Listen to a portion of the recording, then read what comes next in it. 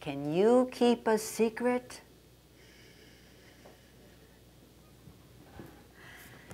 Every night around 8, Hershey would come to the door.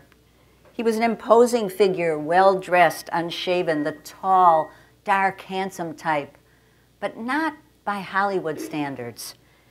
He had an aura.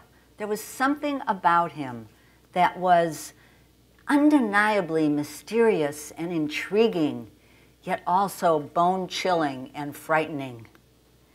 He carried himself with respect, and people gravitated towards him, kind of like a gangster. Maybe this is why they were afraid of him. He wore tailored woolen suits that reeked of cigars, and a fat, smelly stogie always hung from the corner of his mouth. He was a presence. But there was something beyond that boisterous smile and the ear-to-ear laugh that constantly came out of him. It was scary. There was the perpetual feeling that danger was lurking around a corner and that he was always one step ahead of something that was going to happen. The year is 1949. The scene is the north side of Chicago, in front of a classic 6-flat, double-entry apartment building. The children are playing pinners on the front steps, where you throw a ball and it hits the steps. Hershey and his wife lived on the 3rd floor, and my parents always whispered when they discussed him, and no wonder. Every evening between 8 and 10, he would come downstairs holding something wrapped in a green striped towel with rubber bands around it to hold the towel in place. And he always went to the same door, door number 2, and he would knock on the door, bang, bang, bang, and he'd wake every sleeping child in the building. Door number 2 was our door. We lived on the 2nd floor underneath Hershey and his wife, and the man simply known as Hershey to the rest of the world was Uncle Hershey to me, and I adored him. Sometimes I'd answer the door, and he would hand me that wrapped bundle, and I would take it, and he'd retreat upstairs without a word, and I'd stand there holding it, not knowing what to do until my mother would swoop down and grab it out of my hands like it was on fire and place it on the top shelf of our front hall closet. And there it would stay until the next morning when Hershey would retrieve it. When I would ask questions about it, what it was and why he brought it down every night and why he retrieved it every morning, my mother would simply say, "That's none of your business, dear." And that was that. While I never found out the specifics as to what was wrapped in that bundle, I have my suspicions. To this day, when I see a green striped towel, I feel aversion. And every time I see a towel, I wonder exactly what was the deep, dark secret that my family held. What I'm 100% certain about is that I remember being scared, petrified in fact, fearful that gunfire would erupt, I'd be killed, my parents would be kidnapped, my uncle would be dragged screaming and kicking down the stairs. Fortunately, that never happened. That was my first real encounter with experiencing the power of secrets, and I must admit I'm fascinated by them. All right, you've been sitting long enough. Everyone stand up. Raise your right hand if you have ever kept a secret. Yes. Maybe you had an imaginary friend or someone you stole candy from a candy store. Secrets don't have to be huge or have great impact, but we all have secrets. Stay standing if you're still holding a secret within you today. Everyone else sit down. Welcome to my club. Sit down, please. In 1958, my grandfather was dying. Back then, few would utter the word cancer, but I'm pretty sure that's what killed him. On May 12th, at the age of 12, Emily Beasley died of non-Hodgkin lymphoma after battling it for 4.5 years, a relentless form of cancer that strikes adults and children. But instead of suffering silently, she suffered publicly. She put moving, inspirational posts on Facebook, and the initiative, which her family both encouraged and supported, moved millions of people. And in the process, they became engaged with her and raised thousands and thousands and thousands of dollars. And now they have a foundation in her name. This would not have happened if they lacked the necessary courage to share their secret. Sharing our humanity empowers others to connect with us, to help, and that's what people love to do. When I read about Emily, it became clear that today's presentation would offer me the opportunity I sought to share a secret, but not the secret of my Uncle Hershey, a far more personal secret. In 1964, the second of my 3 children was born.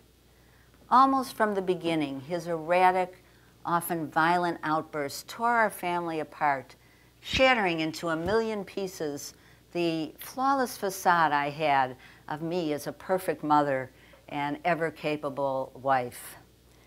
I'll put it out here now. The story does not have a happy ending. We spent 32 years in counseling, hospitalization, and therapy and experienced never-ending disruption, heartbreak, misery. Sometimes there was hopefulness, but ultimate disappointment. I can't tell you what was wrong with him. Was it childhood schizophrenia, bipolar disease, autism, sociopathic behavior? There never was a formal diagnosis. In one of my darkest moments, I remember a psychologist telling me that if he could only connect personally with one of the professionals he would meet, he might stand a chance. Sadly, that never happened. While we tried to maintain some degree, any degree of relationship with him, as he matured, he perpetrated numerous scams on me and the rest of the family, and I finally had to cut off all communications with him. Today, I'm estranged from my son, and even now as I tell you this, my heart pounds and my hands sweat. But my familiar secrets don't end there. In 2003, my daughter cut off all communication with us, largely as a result of being unable to move beyond the physical and emotional abuse she suffered as a child from her brother. And while I thought I did everything possible I could do to protect her, as an adult, she decided I didn't do enough. And so today I'm sharing with you the horrible, heartbreaking secret that tears at my soul every day. I'm estranged from 2 of my children. For a woman who envisioned a large, happy family with children and grandchildren running amok, this is far from what I expected. Society has become comfortable discussing physical illness and disease. Maybe it's because of the finality. With death, you can measure your loss. But mental illness, however, still remains a topic that's rarely discussed. And estrangement of children, it's not even on the wall. Yet the loss is equally palpable because the emotional and physical toll it takes is continuous. There's no resolution. It goes on and on. Sometimes there's a flicker of hope, and it just won't die. Tomorrow will be different. When I began researching the science of a secret, I was floored by the massive amount of information that's available. For many years, I suffered from headaches, low-level depression, stomach upsets, and the burden of carrying my secret of shame was took its emotional and physical toll on my body. A few years ago, I was diagnosed with breast cancer. Could there be a correlation between my refusing to share my secrets and these afflictions? Nearly every research study done on the science of secrets says that secrets of shame exact a physical and emotional toll on our bodies. If we even think about the secrets, stress hormones rage like cortisol, and they impact our blood pressure, our gastrointestinal tract, our memory, and they affect our attention and our response mechanisms. Many of you may know that Oprah had a baby when she was 14 and that she was sexually and physically abused. For years, however, she held the secret within because she was fearful of what exposing her flawed facade would do to her public. We now see that her willingness to share publicly her secrets empowered others to break free from their bondage as well. Secrets haunt us, and science validates that secrets destroy our energy, eviscerate our self-esteem, and establish limitations that prevent us from reaching our potential. I've only recently decided to share my closely held secrets, and I encourage you to do the same. Is sharing that which I am most embarrassed by comfortable? No, it's not. Am I scared when I commit to being vulnerable? Yes, I am. But acknowledging, accepting, and moving beyond this discomfort will enable you to forge a clear path to freedom. When your brain is clouded, so are your actions. When your heart is consumed by fear, the very quality of your existence suffers.